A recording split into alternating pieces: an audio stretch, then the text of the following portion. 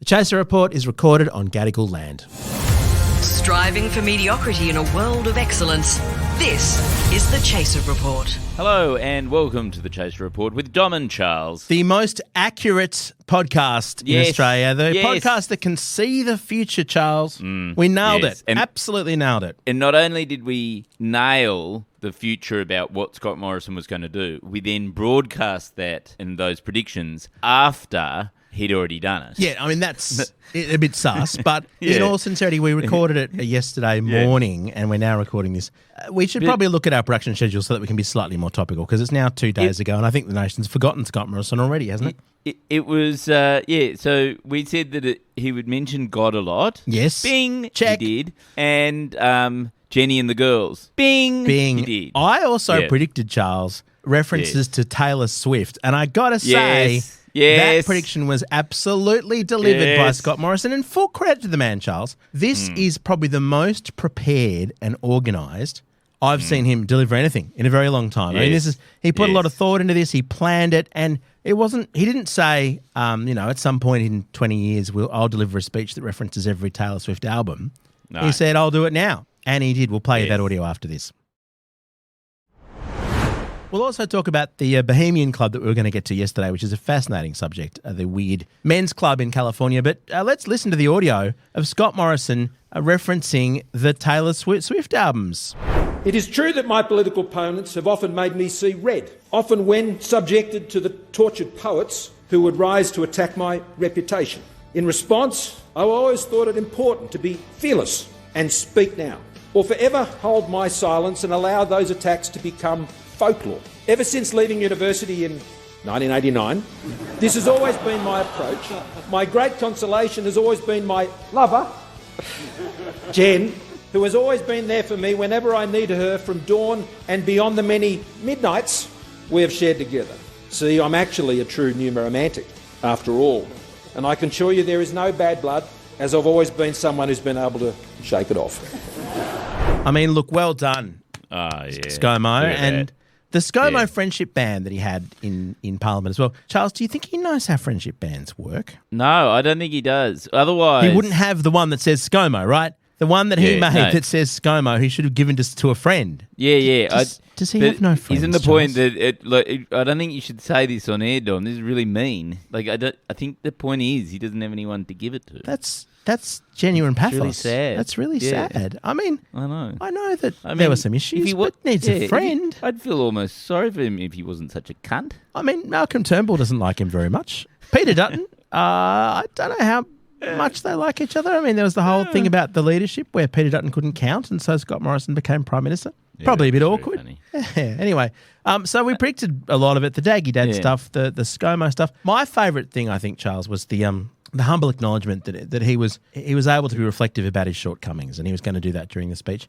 Were there many shortcomings that were referenced? Do you recall humility and shortcomings? No. This point was actually made by the Herald yesterday, which is that he acknowledged that he would acknowledge his shortcomings, but he didn't reference any because obviously he doesn't have any. Yeah, so he gave a full account of all of his shortcomings, of which there were none. Yeah, exactly. But he's big enough to have shortcomings. Yep. You know, including, I presume, a blind spot about his shortcomings, which he would acknowledge that he had a blind spot about his shortcomings if he had one, but he doesn't, so he doesn't have to acknowledge that. We don't need to talk about Scott Morrison anymore. Ever again. On this and podcast. You know that he's actually said he wants to be like Julia Gillard and just disappear into the distance. And it's interesting because I think that's mainly because he's got nothing to say. Like, it's not like he actually cares because it's not about him anymore. So he doesn't actually care about Australian politics anymore. So I actually predict that he will. He'll just go off and, like Julia Gillard, become a feminist who just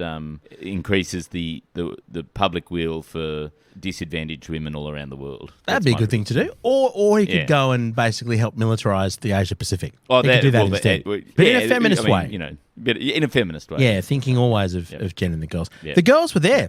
I don't know. I should use that. But the young Morrison women. Charles, on a school day, was that not a school day? I don't want to judge the Morrison parenting, but do you get a day off school to see your father, the former Prime Minister's valedictory? I don't know if my school would, my kids' school would allow that. Nah. That's like, especially under Chris Minns. Chris Minns is the New South Wales Premier, and he's the strictest. Our kid got in trouble because Chris Minns has banned mobile phones in schools. It's now illegal to have a phone in your school. So he got caught texting his mum, and he got into serious trouble because it's like. This is a matter for the police. This is a matter for, will you go to jail because you broke the law? The police in New South Wales wouldn't engage with that. They're too busy debating whether or not they should march at Mardi Gras. They're too busy killing gay couples, aren't they? Isn't that allegedly one of them, Charles. Sub judice. Oh, sorry. Sorry. Yeah, allegedly. Yeah. Allegedly helped locate the body. Killing gay couples was what they did in the 1970s. Yeah, it's totally different nowadays, yeah. A modern police force. Look, Charles, that's all well and good. We were going to talk about the Bohemian Club, and I think this is probably what Scott Morrison is going to want to do when he moves to America to take up his various corporate boards, because I don't imagine he'll make the grade, though, because it is you've got to be at a Henry Kissinger level, you've got to be at an Arnold Schwarzenegger level, you've got to be a global figure, and with all due respect to Scott Morrison, not entirely sure he's at that level. So, for people who don't know, Bohemian Grove is a private all-male retreat, which suits ScoMo, I reckon. I reckon he'd like an all-male retreat. Nestled in the redwoods of Monterey, California. Yeah. And is known for exclusivity and mystery. So, I Googled this, and I asked Google, can I join Bohemian Grove? Oh, really? Right. And the answer is, it's not sure, it's for prominent business leaders, government officials, That's US presidents. You're a prominent business leader, aren't you? Senior media executives and people of power, right? But the thing is, it's not as simple as just rocking up and going, hey, I'm a senior executive at a media company, let me in. You've got to apply for it and wait, and you've got to have somebody, nominating you. This is good. And then you wait on average 10 years after that. So you can't just, even if you're a billionaire, you can't even get in necessarily then. You've got to sort of wait. Goodness me. So this is a very large, the kind of forested grove, and it's only for men. It's worth noting that in an area where almost everything is co-ed and, society is not quite equal. We saw with the gender pay gap figures this week, not quite equal. Certainly not merchant banking, where men make 48% more money than women. But the Bohemian Grove is a male bastion, Charles. I think they get nude and jump in the lake. Is that what they do? No. But the whole thing is they don't have a gender pay gap because it's all male. Yeah.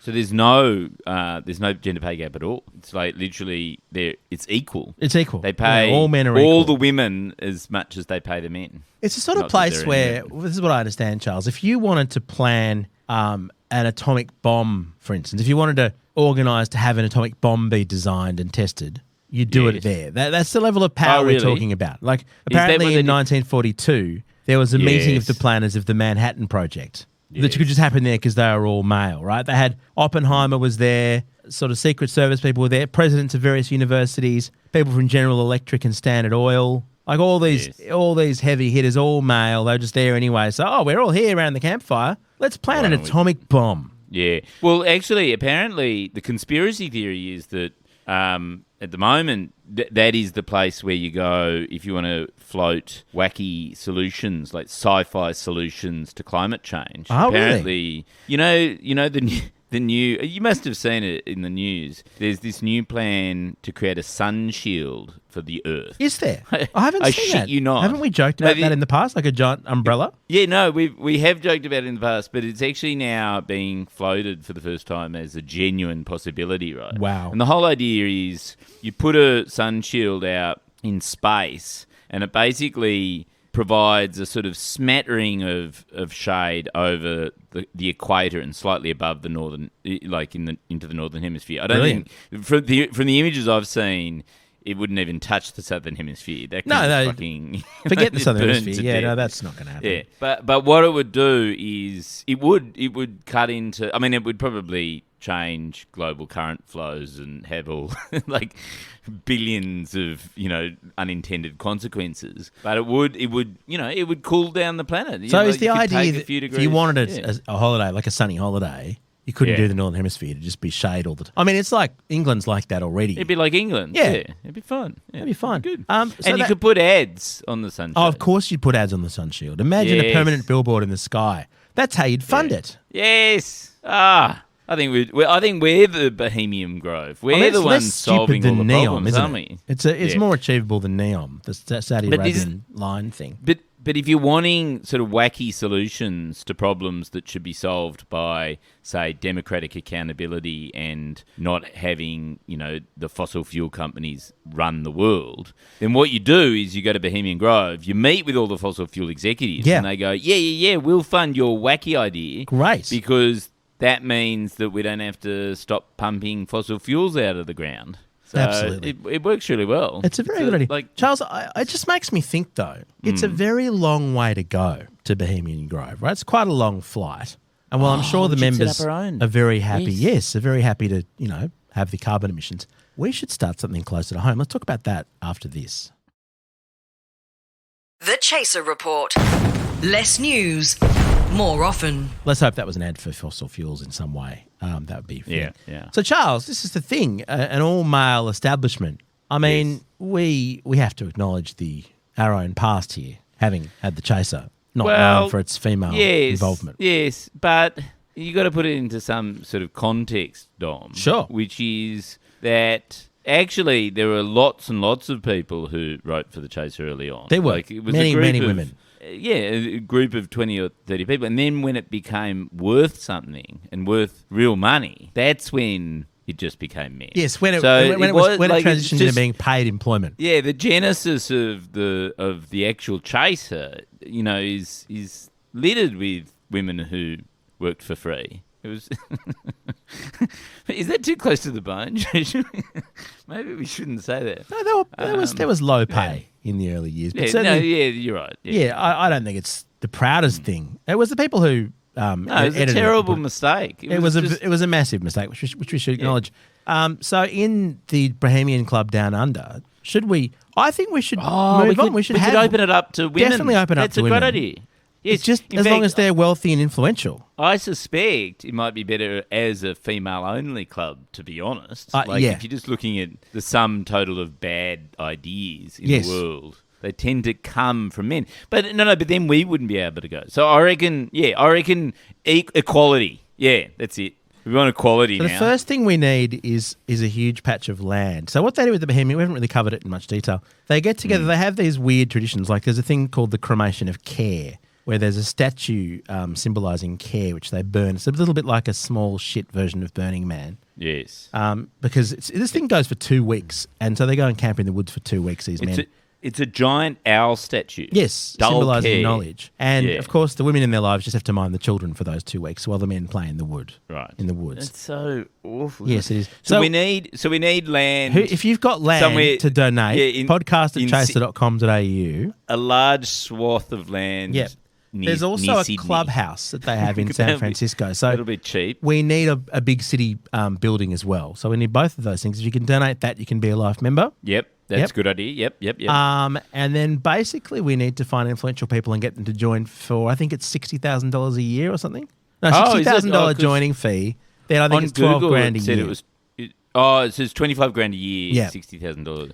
Okay, that's So good. we've got to do that. That's great. And then here's Yep. the thing that is most unlike us, Charles, is that apparently they secure the premises of the Bohemian Grove. They've got a 24/7 security team with ex-military so that people like the Chaser can't get in there. Ooh, I like that. Yes. So it's 'Cause an interesting you don't question want the for riffraff. us as we get older. Is that traditionally we've been the people who tried to get into these spaces and disrupt? Are we now but going what to we just do is go full is circle? We erect a fence and then Craig can't get in. Ha. Wow. Because he'll be the one trying to get in, won't he? Oh no, he'll probably be a member because he's all influential. Oh, fuck. So look, this is an idea. If you've got any ideas for how to progress this, podcast at chaser.com.au. Yeah. Who I knows? think Maybe we- there's a billionaire listening, a mining billionaire who'd like to make this happen. Twiggy. No, can I suggest though, Dom, what we do is before we get the land, before we get the building, Yeah. first thing we do is we start charging the exorbitant membership fees. Yes. I think we set it up and charge Genius. fees, and then everything else can sort of flow from that. Yeah, Because yeah. then we'll have a bit of a budget to work Fees first, then we can start thinking about, all right, well, if you want to join, it's open now, $50,000 entry fee just to sign up. Yeah. What are we calling it? Well, it should be, Bohemian Grove. It's got to sound gritty, doesn't it? It's got to sound... Well, if it's going to be Aussie, should we just call it the rural piss-up? The Outback Steakhouse. I know, because it's basically about communing with nature and stripping away care and not worrying about your responsibilities. Yeah. Let's call it Barnaby Grove. Barnaby Grove. Yeah, but doesn't that just imply that you've got to drink the whole time? I don't want to. I think that's what that it would be is. Exhausting. You go locked up. You wouldn't enjoy the real Bohemian Grove then, I don't think, Charles. Barnaby Grove. Barnaby Shrub. Barnaby Planter. Barnaby Shrub, yeah. Barnaby Shrub, Yeah. that's what we'll call it. Barnaby Shrub. There we go. Sign up now. Yeah. I feel like we can do more work on the branding. Yeah, we might have to. If you've got a better idea for the name, You know that I actually have a GPT. I've programmed a Wankonomics GPT that is specifically designed to come up with brand names for things. I've got it open now. Why don't I just put it straight in? It's owned by, because the whole a private club for mining billionaires. Yeah, Dom and Charles are the owners, right? Because I think that's fitting. And so what it's going to be called? Dom Charles Ventures. My God, GPT is That's shit. Isn't terrible. it? Hold on. Let me just try one more. So I said it's a billionaires club and secretive. Can you come up with a better name? Chardom Syndicate. Oh, I like that. Wow. Chardom Syndicate. Evokes an aura of exclusivity and mystery, perfectly suited for a billionaires club that values secrecy and influence. The name merges Charles and Dom into a seamless and sophisticated identity, suggesting a powerful alliance behind closed doors. This name commands respect and curiosity, establishing enigmatic presence in the upper echelons of society and business. Its conciseness and intrigue make it an unforgettable moniker for a secretive consortium. I mean, The blurb is good. The name, shit, but I like the blurb. We'll keep working on it. Suggestions very welcome for the Secret Club, podcast at chaser.com.au, and we'll catch you next time, perhaps at the clubhouse. Oh, yeah, definitely the clubhouse. Okay. Yeah, we should make a secret podcast that nobody's allowed to listen to as well. Isn't that what this is? Okay. Our gear is from Rove. We're part of the Iconicless Network. Catch you tomorrow.